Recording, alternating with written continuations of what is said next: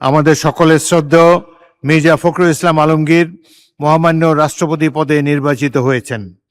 মহান জাতীয় সংসদের পক্ষ থেকে এবং আমি ব্যক্তিগতভাবে মহামান্য রাষ্ট্রপতিকে আন্তরিক অভিনন্দন ও উষ্ণ শুভেচ্ছা জানাচ্ছি। আজ ত্রয়োদশ জাতীয় সংসদের তৃতীয় অধিবেশনের সূচনা লগ্নে আপনাদেরকে আন্তরিক শুভেচ্ছা ও স্বাগত জানাই। মহান আল্লাহর বিশেষ রহমতে আমরা আবারও জনগণের সার্বভৌম আকাঙ্ক্ষার প্রতীক এই মহান জাতীয় সংসদে সমবেত হওয়ার সুযোগ পেয়েছি।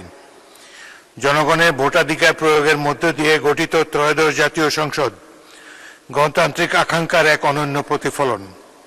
জনগণের রায়ের প্রতি শ্রদ্ধা ও গণতান্ত্রিক মূল্যবোধের প্রতি অঙ্গীকারের মধ্য দিয়ে এই সংসদ ইতিহাসের এক গুরুত্বপূর্ণ অধ্যায়ের সূচনা করেছে।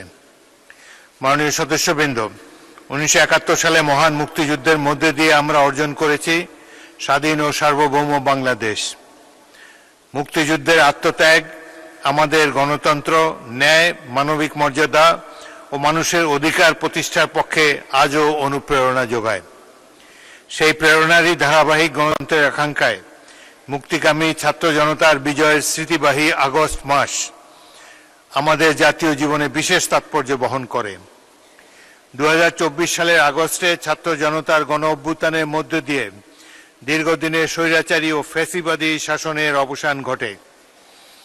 মুক্তিযুদ্ধ ও জুলাই গণ অভ্যুত্থানে আত্ম উৎসর্গকারী সকল শহীদকে আমি গভীর শ্রদ্ধার সাথে স্মরণ করছি। তাদের আত্মত্যাগের প্রতি শ্রদ্ধা রেখে একটি গণতান্ত্রিক, ন্যায়ভিত্তিক ও মানবিক রাষ্ট্র বিনির্মাণে আমাদের প্রত্যেককে দায়িত্বশীল ভূমিকা পালন করতে হবে। মাননীয় সদস্যবৃন্দ, ত্রয়োদশ জাতীয় সংসদের তৃতীয় অধিবেশন রাষ্ট্রীয় ও সাংবিধানিক দৃষ্টিকোণ থেকেও বিশেষ তাৎপর্যপূর্ণ। রাষ্ট্রের সর্বোচ্চ সাংবিধানিক পদে নূতন রাষ্ট্রপতির দায়িত্ব গ্রহণ আমাদের সাংবিধানিক ধারাবাহিকতা ও প্রাতিষ্ঠানিক স্থিতিশীলতার ক্ষেত্রে একটি গুরুত্বপূর্ণ অধ্যায়ের সূচনা করেছে। 1991 সালের পর দীর্ঘ 35 বছর বিরতিতে 2026 সালে বাংলাদেশে রাষ্ট্রপতি নির্বাচন অনুষ্ঠিত হয়েছে। এটি দেশের গণতান্ত্রিক অভিযাত্রায় এক তাৎপর্যপূর্ণ ঘটনা। আমাদের সকলের শ্রদ্ধেয় মির্জা ফখরুল ইসলাম আলমগীর মহামান্য রাষ্ট্রপতি পদে নির্বাচিত হয়েছেন। মহান জাতীয় সংসদের পক্ষ থেকে এবং আমি ব্যক্তিগতভাবে মহামান্য রাষ্ট্রপতিকে আন্তরিক অভিনন্দন ও উষ্ণ শুভেচ্ছা জানাচ্ছি।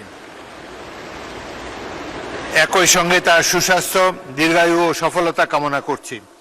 আমি প্রত্যাশা করি তার নেতৃত্বে রাষ্ট্রের সাংবিধানিক প্রতিষ্ঠানসমূহের মর্যাদা ও পারস্পরিক সহযোগিতা সুদৃঢ় হবে, দেশের গণতান্ত্রিক অগ্রযাত্রা আরও বেগবান হবে। মাননীয় সদস্যবৃন্দ, জাতীয় সংসদ জনগণের আশা আকাঙ্ক্ষা ও প্রত্যাশার প্রতিফলনের সর্বোচ্চ গণতান্ত্রিক মঞ্চ। জনগণের কল্যাণকে সর্বোচ্চ গুরুত্ব দিয়ে আইন প্রণয়ন, নীতি নির্ধারণ এবং রাষ্ট্রীয় কার্যক্রমে জবাবদিহিতা নিশ্চিত করা আমাদের প্রধান দায়িত্ব। আমরা এমন একটি বাংলাদেশ গড়ে তুলতে চাই যেখানে গণতন্ত্র সুদৃঢ়, আইনের শাসন প্রতিষ্ঠিত, রাষ্ট্রীয় প্রতিষ্ঠান কার্যকর এবং প্রতিটি নাগরিক সমান সুযোগ ও মর্যাদা নিয়ে বসবাস করবে। জুলাই আকাঙ্ক্ষাকে ধারণ করে এই লক্ষ্য অর্জনে আমাদেরকে ঐক্যবদ্ধভাবে কাজ করতে হবে। দলমতের ঊর্ধ্বে উঠে জাতীয় স্বার্থকে সর্বোচ্চ গুরুত্ব দিয়ে পরমত সহিষ্ণুতা, পারস্পরিক শ্রদ্ধা ও সৌহার্দ্যের পরিবেশে সংসদীয় কার্যক্রম পরিচালনায় প্রত্যয় ব্যক্ত করছি। আমাদের সম্মিলিত প্রয়াসে ত্রয়োদশ জাতীয় সংসদের তৃতীয় অধিবেশন প্রাণবন্ত ও কার্যকর হয়ে উঠে এই কামনা করি। পরিশেষে মহান আল্লাহর কাছে প্রার্থনা করি তিনি যেন আমাদের প্রিয় মাতৃভূমি বাংলাদেশকে শান্তি, স্থিতিশীলতা ও সমৃদ্ধির পথে এগিয়ে যাওয়ার তৌফিক দান করেন।